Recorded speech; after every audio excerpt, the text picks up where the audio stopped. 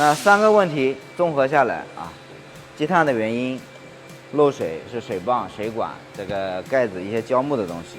那异响呢？刚才忘记讲了啊，异响就是我们前面这一套的皮带轮啊，像这种皮带轮啊，时间久了以后，它就会，我们来听一下啊，就是水手一转，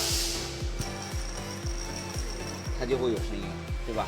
而且会比较明显。